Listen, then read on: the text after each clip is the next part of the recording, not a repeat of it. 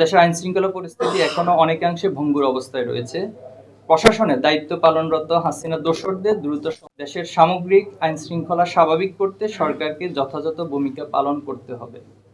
পাশাপাশি বিগত 15 বছর দায়েরকৃত সকল রাজনৈতিক প্রতিহিংসামূলক মামলা প্রত্যাহার এবং রাজবন্দীদের মুক্তির ব্যবস্থা করতে হবে। এছাড়াও বাংলাদেশের সীমান্তে কাঁটাতারের বেড়া প্রদান এবং বাংলাদেশের এক নারীকে সম্প্রতি বেঙ্গালুরুতে ধর্ষণের পর নৃশংসভাবে হত্যার বিষয়টি চরম উদ্বেগে। এর মাধ্যমে ভারত সরকারের চরম ব্যর্থতাই প্রমাণিত হলো। আমরা নিহত নারীর পরিবারের জন্য প্রয়োজনীয় সহযোগিতা চাপ প্রয়োগের জন্য বাংলাদেশ সরকারের প্রতি আহ্বান জানাচ্ছি। দেশের জনসাধারণকে জনশক্তিতে পরিণত করতে প্রচলিত শিক্ষা ব্যবস্থার সংস্কারের সরকার ইতিমধ্যে সংস্কার কমিশন গঠন করলেও দুঃখজনক হলেও সত্য, শিক্ষা সংস্কার কমিশন গঠন করা হয়নি। আমরা অনতিবিলম্বে শিক্ষাবিদ, গবেষক, কেউ না বুঝলেও আমরা আপনার প্রয়োজন বুঝি, আর তাই তো অত্যাধুনিক ফিচার সম্বলিত বিভিন্ন সাইজ আর কালারের 250-টিরও বেশি ডিজাইন অপশন নিয়ে ওয়ালটন স্মার্ট ফ্রিজ বোঝে আপনার প্রয়োজন।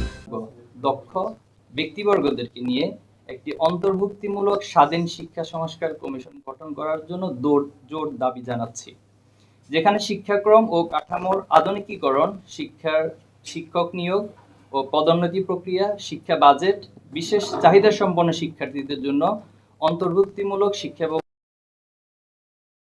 কাজ করবে। শিক্ষার মৌলিক পরিবর্তন, একটি গবেষণা ও উদ্ভাবনমুখী পরিপূর্ণ শিক্ষা ব্যবস্থার দিকে অগ্রসর হওয়ার মাধ্যমে শিক্ষা খাত দীর্ঘমেয়াদী উন্নতির দিকে ধাবিত হবে বলে আমরা আশা করছি।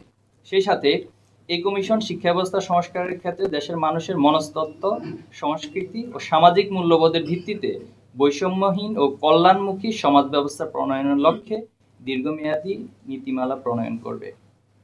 সম্মানিত সাংবাদিক বন্ধুগণ, যাদের ত্যাগের বিনিময়ে আমরা নতুন বাংলাদেশ পেয়েছি, তারা বিষয়টি নিয়ে দুঃখ প্রকাশ করেছে যে এটি অনাকাঙ্ক্ষিত ছিল।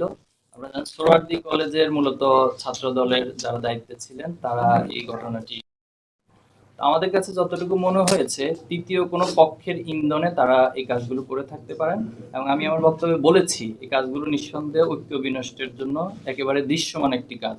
তো আমি আশা করব এই জাতীয় কাজ থেকে বন্ধু প্রতিম সংগঠন অবশ্যই বিরত থাকবেন এবং জাতীয় ঐক্যকে প্রাধান্য দিয়ে ওনারা ওনাদের কর্মসূচি নির্ধারণ করবেন। একটা ছবিকে কেন্দ্র করে যদি আপনি নেতা বানিয়ে দেন, তাহলে তো বাংলাদেশের সাংবাদিক থেকে শুরু করে যত রাজনীতিবিদ আছে অনেকে এই ক্যাটাগরির মধ্যে পড়ে যাবে।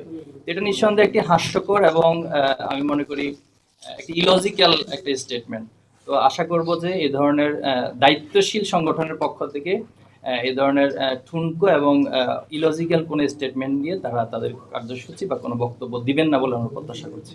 আর স্বাভাবিকভাবেই তো হচ্ছে একটি গণতন্ত্র চর্চা অথবা ছাত্রদের যে প্রকৃত প্রতিনিধি তাকেই তো বাছাই করা হয় ছাত্র নির্বাচনের মাধ্যমে। তো সেটাকে তো বাধা দিয়ে রাখা হয়েছে, আটকিয়ে রাখা হয়েছে মূলত ফ্যাসিবাদ কায়েমের জন্য।